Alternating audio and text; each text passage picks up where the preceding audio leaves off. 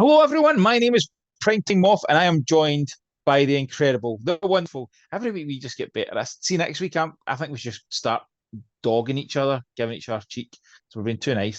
But this week I'm joined by the wonderful Oddimus Prime.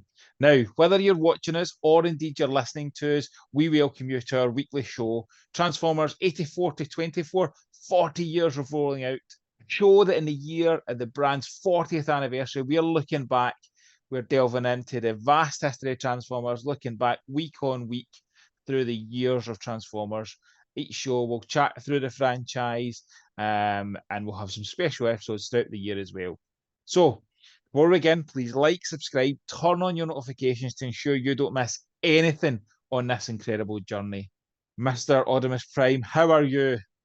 I am fantastic. Yes. Thank you very much. So, last week we started into the Beast era. We are continuing this week with 1997.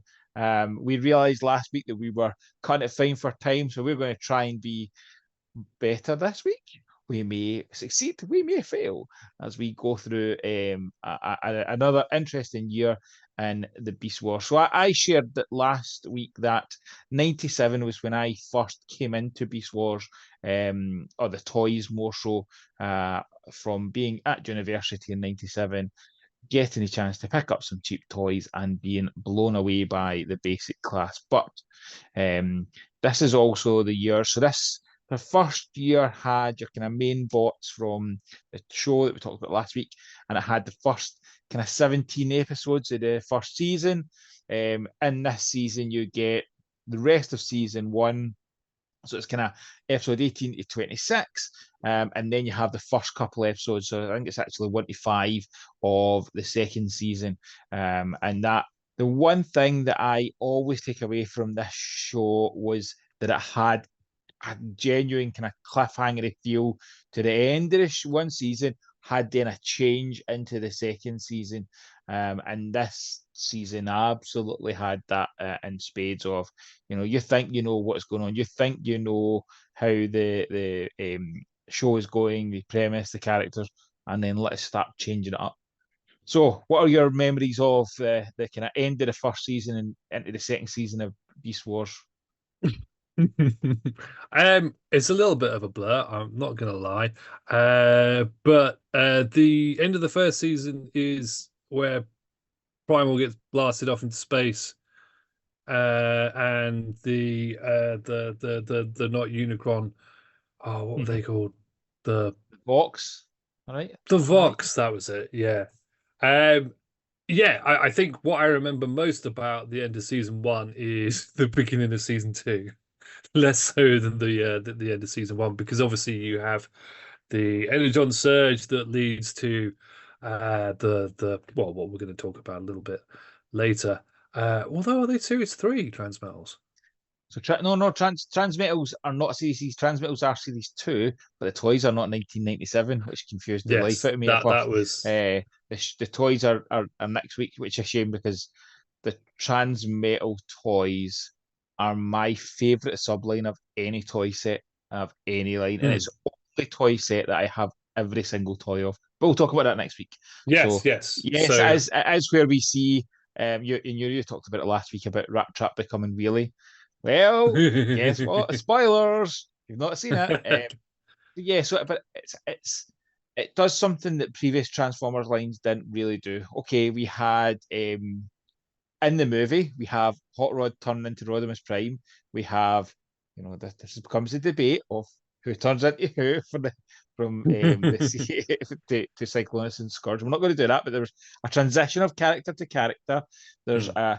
a Megatron into Galvatron, and certainly there's Galvatron has traits of Megatron, but doesn't really signpost him as being the same character. Whereas, Mm. and Hot Rod is certainly Rodimus Prime, and Rodimus Prime is certainly Hot Rod.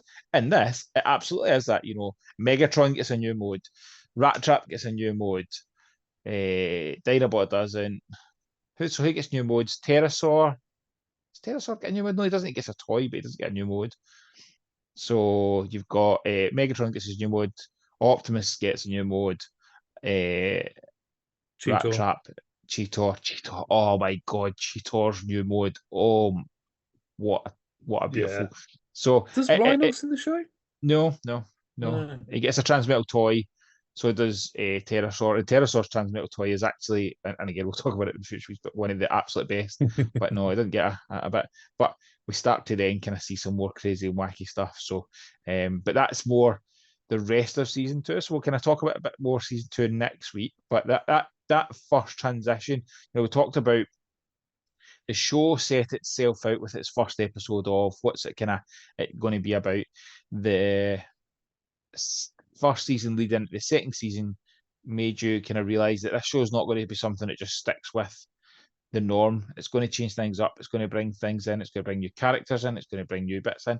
And it was really clever and really well done. And certainly a joy to see that unfold, see the story, and see the Mm. explanation of actually how are they doing it. They're not just selling new. I mean, they are just selling new toys, but not in the same way that the previous ones did. And it continues with the theme of we're not going to throw every character in, but equally, then as we just talked about, it gives you toys of characters or examples of things that didn't happen, like Rhinox, like Pterosaur. It goes through it. Waspinator.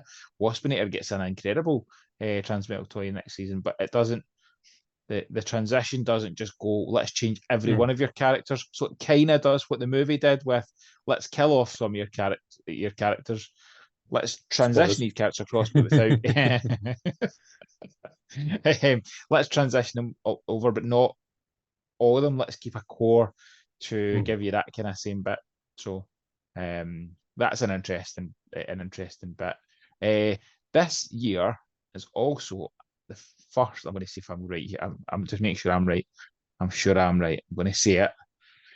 This is the first Western Transformers video game release in this year since the original kind of Spectrum one, because they had Famicom ones Yes. that I think they were only Japanese, if I'm right. They didn't ever have any UK European ones. I think it was only the original Spectrum. I think it was Commodore 64 as well. But we got Beast Wars Transformers on PlayStation this year. We Did you play the did. game? Now, here's the thing. I distinctly remember owning it. I remember the box with the green and it had basically the box art from the back of the figures of the red Yeah. and the sort of the dinosaur eye and the Beast Wars logo. I think I had a PC version of it, Yeah, it did come out PC perhaps. because I had the PC version. I had the PC version. And I think my PC at the time was two pants to run it, so I never actually played it. Yeah, I seem to remember getting it. I definitely had it. Yeah, In fact, I've probably got it in the loft, but I cannot say I ever actually played it. I it probably was it, did, but I don't it really was remember okay. it. It was okay. It wasn't spectacular, but a lot of the It's people look back on PlayStation games and a lot more fondly than sometimes they should because some of them are not very great. But it was good fun to kind of see that for a line that, as we talked about last week, almost was an experiment for Hasbro. There was rumors for a long time and this year's a good year to talk about it, that it was a test mark of let's test Beast Wars and let's test Machine Wars and let's see what wins. That absolutely was not the case. There's evidence of the time frames of these being developed that was not the case, that they were doing that. Mm, The Beast Wars, obviously, as we can see with the console game, it had a lot of marketing behind it. You're not going to give license. It's not as if these games just take 2 months to create. This stuff would all been in plan before even Machine Wars is ready to drop. mm. And we'll talk about Machine Wars in a bit when we get into the toys. But it certainly was a full-fledged attack, and showed that there was support behind it. There was desire for it to be a bigger, not a bigger, a bigger stamp. Well, I suppose a bigger stamp on mass media than your G2 had been. The G2 didn't have any comics, didn't have any stuff. This had tie-in video game, tie-in cartoon, and really waiting for it with the kind of toys as well. So I think we should start talking about the toys because we waffled so much with toys last week that we ran out of time.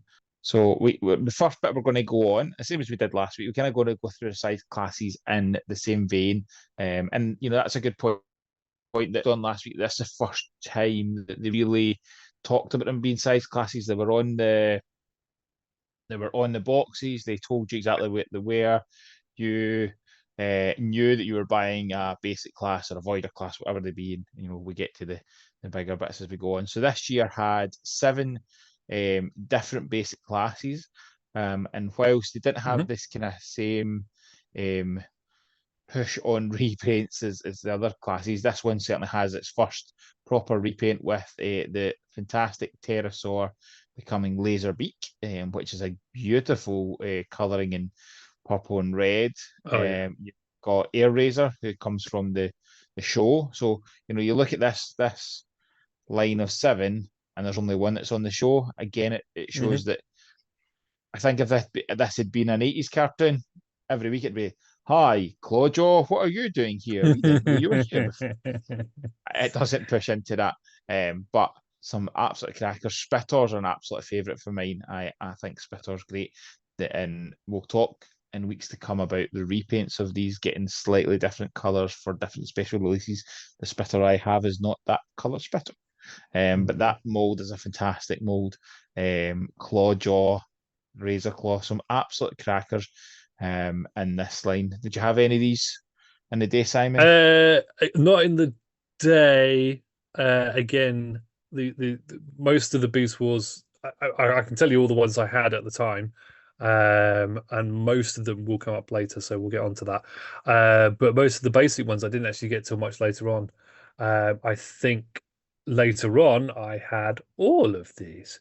Also, one thing of note, not that it's massively important, but if you know me and things that I like, one thing I love is translucent plastic. And you do have some really funky looking translucent plastic in these guys. Razor Claw has sort of a translucenty purpley. Drill Bit Shell is sort of a translucenty gold, Yeah, and Spittor's got some bits on his arms and legs, and it's yeah. lovely, and I love it. Clawjaw is mental. Yeah, Clawjaw is Absolute, mental. Actually, that's a great way. just Yes, Clawjaw bonkers. is bizarre. Razor I, Claw's beautiful. Razor Claws, I've never owned it. Every time I've seen it, I've went, I should just buy this. Then I'm like, I know if I buy that, I'll then go, and because I never had these, I never had any of these ones, these basics. I know if I bought Razor, well, as I said, I had the repaints of them when they came out, the kind of video ones later on. But Razor Claw is always the one that appeals to me the most. The way his shell looks is just beautiful. yeah. Really nice. I think when I went through my spate of buying loads of lots of Transformers to try and get a complete Beast Wars set several years ago, I was just buying lots off of different people for peanuts before people cottoned on for the fact that they can sell them for more. Foolish people. I think at one point I had 7 Clawjaws. It seemed to Whoa, be the figure that's that awesome. everybody picked up in their collections and then sold on. It's not awesome, no. I think out of the 7, I only had 2 that had his weird antenna claw thing weapon. Yeah, absolute. Yeah, yeah. I think the most boring out of them is Drill Bit, though. He's just Agree. Agree. Well, but a bit boring. the Anyway. one bit we should have noted actually in last week's Mhm, as well is that we are using these images from Transformerland. We have talked about Transformerland before. mhm, Transformerland has been great resource for us prepping mhm. these episodes, but it's also an expensive bit because my toy list for TFN gets bigger and bigger every week when we look at repaints and stuff of them. And this is a line that has that, when we get to the kind of summer exclusive. So let's go into the next class then. So Hey, next one on our list then is yep. the combiners. And you talked about these last week, and I this is way over 20 years ago, and I still was jealous because I wanted both of these and never saw them to pick up. And you were talking about how you had them selling when you were where you were working, and I'm just like, even now, going, "Oh, I'm so jealous. Magna Boss has always been one I would love to get. And when they started doing the Beast Wars reissues, I was praying to the Hasbro gods, and they didn't listen, because I think the only ones I've ever really seen in more recent years have not been great condition, and it's a toy. I don't massively stress with condition. This is one that I want a pristine copy of to enjoy. I just think it looks absolutely crazy, bonkers, and everything that I love about Beast Wars in it. Yeah. So I was working in 1997. I started working at Games Workshop, and I was only a part-timer, and I didn't get enough hours, so I worked as well part-time at the toy shop around the corner, because they were selling model kits, and they got me in to make and paint model kits to put in their cabinet. So I spent my day at work making and painting Star Trek model kits and other stuff. It was great. Then I got Sounds like involved the a bit greatest in the job shop ever. a bit more. It There were downsides. But yeah, basically the shop didn't make any money. But anyway, part of that was because they started talking to me about what we should order. So I was like, oh, you should get some Transformers and Star Wars figures and all sorts of other stuff.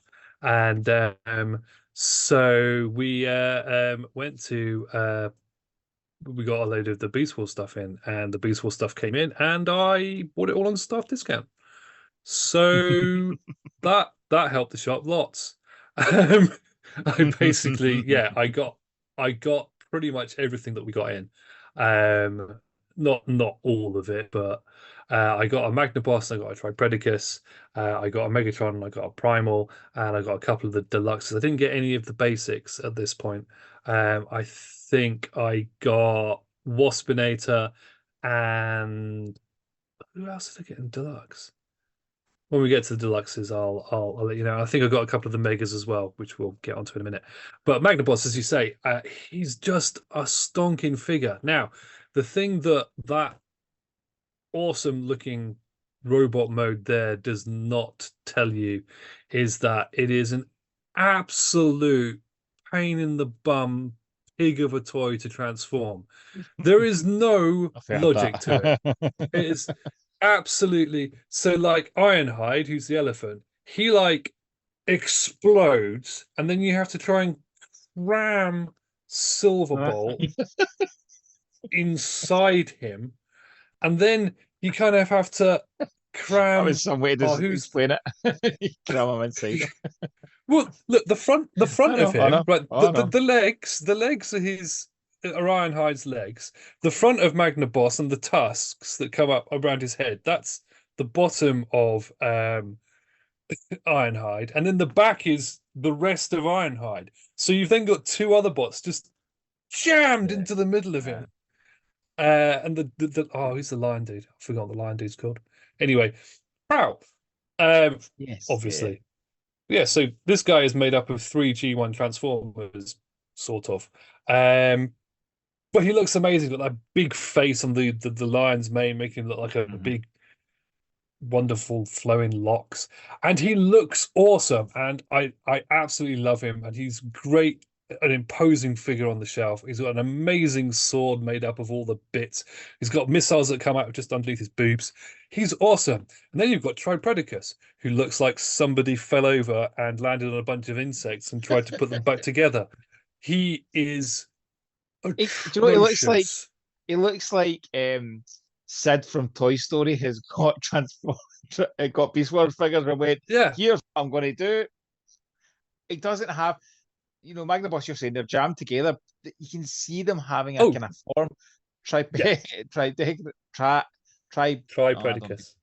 Tripredicus at all. It does not have that feel at all. It just looks a bit. No. It's just like push them together. He's Your combining mode is use super glue to hold them in place. he's just horrible. He looks like an accident. He's just somebody who collects dead insects. Just got a bit drunk Yeah. one night and started sticking them together. Um, he's also horrible to transform, and then there's no posability, and also both hands are made up of insect parts.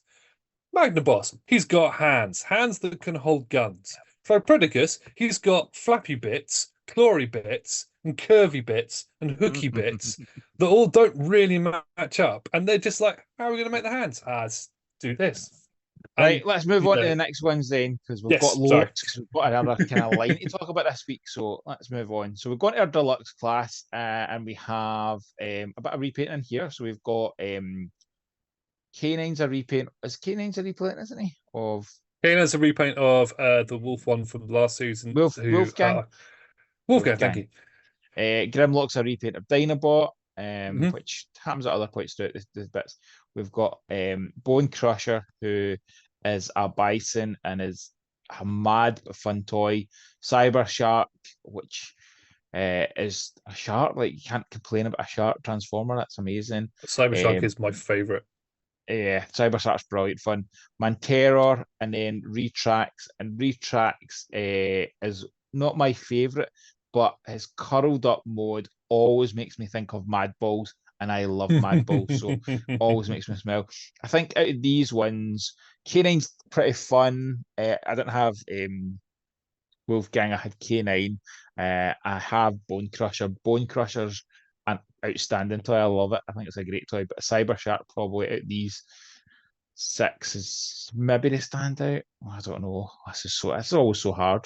And then Yeah, we go on to the Mega Class. So I'm going to go through the classes and then we'll chat a wee bit more about them. So the yeah. Mega Class, we've got Baboom, which is a baboon column. Not a baboon. What is he? Is he a baboon? Oh, I'm He's terrible at a this. baboon, yeah.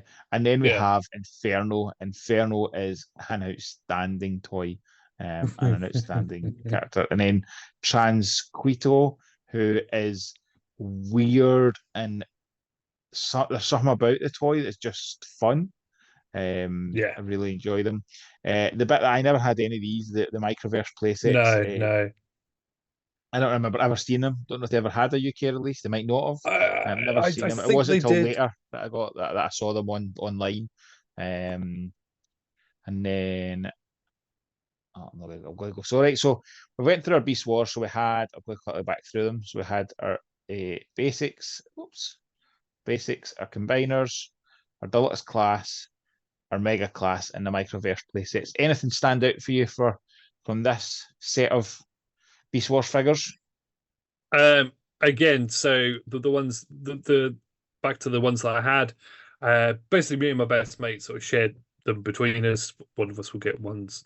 I think I was getting Predacons actually because I ended up with Tripredacus and Inferno and Megatron, and he got Baboom and Magnaboss and Optimus. But the Cybershark was my standout from the deluxes, and Inferno, as you said, oh, he's just amazing. I always Isn't it? wanted Mantera though. I didn't see Mantera till quite a few years later, and I love praying mantises and also Yeah. Retrax. I always wanted him. I got the reissue recently, and he's So did awful. I. So did I. Yes, yeah, it's awful. But I again, I was still enjoy it because quite it kind glad. of feels like a mad ball. But Oh, yeah, it was not the yeah, best of figures. yeah. Cybertruck and Retrax are sitting on my desk at work. I love them. Yeah, so that was those. Um, let's move on then Yeah. to one thing to say about Transquito Go, very, very go for it. quickly. The thing I loved about him, he is a big mess. He's absolutely awful to transform, does not stand up, his legs are everywhere. I love his wings, but my favorite thing is that his face looks like a predator. I never even really thought about that, but yeah, that's a very valid He's point. got like four tusks and Yeah. a ridgy kind of head. He looks like a predator. Anyway, And some of the toys we'll get in the future weeks. There are some horrific looking, awful looking toys that are just fun because they're awful. But let's Oh, talk about some fun. last Oh, quick thing sorry. to mention. Sorry, last possible promise. The last thing. They got rid of the mutant faces for Yep. this line. That was one thing they got rid of, and they just went for look. Let's not have a additional gimmick. Let's just make really cool toys. And then they actually change that totally, go mad gimmicks in the next season, Oh yeah, which yeah, yeah. so much fun, so much fun. So we then have an American only release now. American only because some of these molds are European releases, already had European releases, but they then brought them out in America. And we talked about this when we went through previous bits of let's release toys with two kind of colouring variations to maximise the molds at the end of G2. And this is exactly what they did with the basic class of Machine Wars. So Machine Wars has 8 different basic class, and again transitions the class names over from the Beast Wars, and kind of gives it that. And it's something that we're so synonymous with toys now. We always think of what a class size is and what toy it is, rather than, as you said before, that we just had the Autobot cars with the mini bots, which the mini bots were a class, but it wasn't as if that was called. They're just called the mini bots.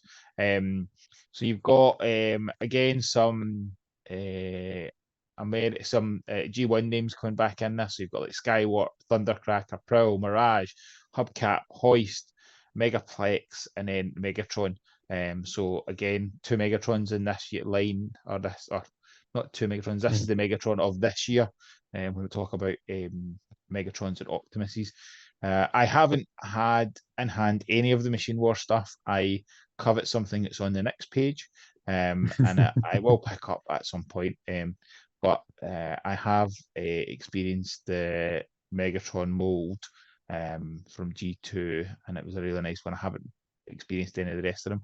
Do you have any? Have you had any of the Machine Wars? Because you wouldn't have had them when they were first out, obviously. No, no, I don't. I don't really. I don't. I remember seeing them in the shops vaguely around the time of Beast Wars and thinking, oh, there's a second Transformers line, and oh, these are all a bit pony. I think we got them over here at Toys R Us, maybe. I know they're Yeah, I think we KB got them. Toys I think we exclusive got. in America. My understanding is that we didn't get them at the same time. We got them. If they got them 97, we got them kind of 98. But I could be Yeah. entirely wrong. I didn't ever see them in the shops. I've only seen them online, and then I saw the bigger ones at Auto Assembly, and I think I saw them at TF Nation. And I've always been like, oh, should I buy? But never really been excited by them. But we go on to the Mega Class. So your Mega Class is Rotor Storm repainted to Sandstorm. It is who's Soundwave repainted from? Oh, yeah, him. Um, I yeah, forgot his name. by Andy Cousins. I can't remember his name either. Then you have the Ultra Class, which is probably the safer way to get the Thunder Clash mold and the Optimus Prime. And very Yes. much, we talked about it with Thunder Clash coming out, that it felt like that's what it was meant to be. That mold felt like it was meant to be an Optimus Prime, so this is a chance for them to actually give us it as an Optimus Prime. And then we have Stalker, same way as Stalker. Yes. Now I literally just remembered Starscream's name, and then went, Stalker, and now I can't remember what Starscream was. Skyquake. Skyquake, so it's when I did Skyquake with. So Skyquake. So these appealed to me. Sandstorm is not I prefer the original colours. I prefer Rotorstorm. I think Yeah, Rotorstorm's colours yeah. are absolutely stunning. The Soundwave, I want this Soundwave, and I want there's a Universe Soundwave as well. A repaint of that mold as well. So I do have a desire for these. I got the Fans Hobby one, and it made that desire even worse. I did have Stalker, and got rid of Stalker at one point. So I know the mold and I like the mold, so I want that. And I really too really want the Optimus Prime, because I would love a Thunder Clash, but it terrifies me as a toy. I don't want to spend the money on something that I fear. Whereas this is a bit more, probably more Yeah. affordable as well. Actually, to be fair, let's be honest, but as less of a scare. And then Skyquake was an outstanding figure. It's so interesting. They've taken toys that were so vibrant, so bright, so in your face, and dulled them down. Not as entirely a bad thing, because I think the Starscream, that mold has got another version. I'm sure it had a universe version as well as King Atlas, I think. Mm. And the Rotorstorm mold got another one. The Optimus Prime one, or the Thunder Clash mold, it's only the Thunder Clash and Optimus Prime versions of. And again, there's a bit of me is like, when we talk about repaints and reissues, I'd love for them to go back and do some of these stuff. I think everybody feels that now is go back and do some of the kind of later Transformers, like G1 and Yeah. G2 molds and give us some stuff that you just don't expect. Don't continually give us, and I say this as a Soundwave fan, but we don't need 17 different reissues of Soundwave. We don't need, take this in the nicest way, we don't need 20 reissues of Optimus Prime. It would be nice for now and again for them to go, oh, actually, give us Optimus Primes, but give us the different Optimus Primes.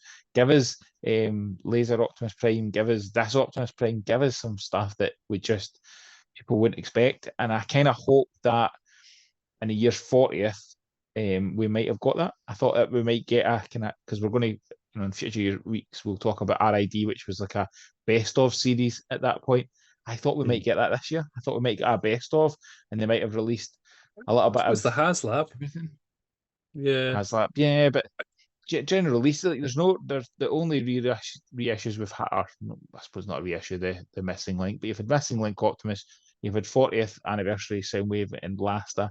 Nothing of these later lines. It'd have been nice to kind of do a greatest hits of throughout the generations, but there's still time to go. We might see stuff come out. So Potentially. all I just great think fun. the most baffling thing to me is the fact that we went from these vibrant colors, like you said, to literally grays and browns. Honestly, yeah. How do you baffling. But I think 90s, early 90s was very neon. Let's be honest, it was very neon, shell suits, all that kind of stuff. Later 90s didn't have that feel. It kind of started to tailor off that. The appeal of that wasn't there, and is that the concern that they put them out in those vibrant colours? Possibly. They're not going to shift. And then even if you look at the picture of Soundwave within all of his rusty kind of glory, it's almost grimdark. They sort of went, let's go all dark and gritty. Anyway, quick, moving on. So a wealth of toys, wealth of Beast Wars, and then some Machine Wars kicking in. Again, some absolutely crackers, some really cool gimmicks and some really good posability.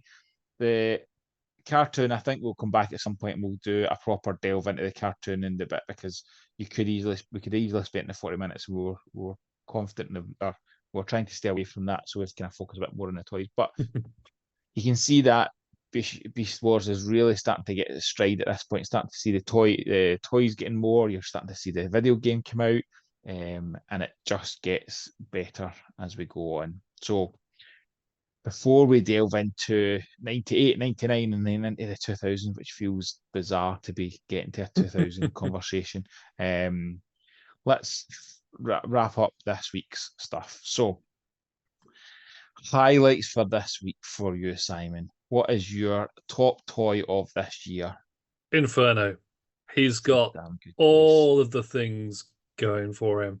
He's an amazing fire ant beast mode. His robot mode is superposable. He's got such an expressive, maniacal, bonkers face, and his bum rotates and has a rocket in it. And what's not to love? No, and also his character in the show is amazing. Yes, yeah. For the royalty. How could you not love Inferno in the show? Like it just was impossible. You couldn't not. So yeah. But I can say that for all the characters. Let's be honest, there's a bit of something in every one of them. For me, I think I go Bone Crusher. I just because it's just a bit mad. And it's hard. It's been hard to pick on these episodes of what is. I think Inferno definitely could easily do a favorite Maximum, a favorite Predacon, but I'm going to go Bone Crusher because it's still, even just digging through my box of Beast Wars stuff to bring some stuff out for in prep for this, picked up Bone Crusher and it made me smile, and I thought actually that's the one for this year. I don't know whether it's the fact that he is a buffalo or a bison or whatever he is, but I always got sort of Native American vibes off of him. Simon, do you know what the difference between a buffalo and a bison is? No. You can't wash your hands on a buffalo. Oh my god.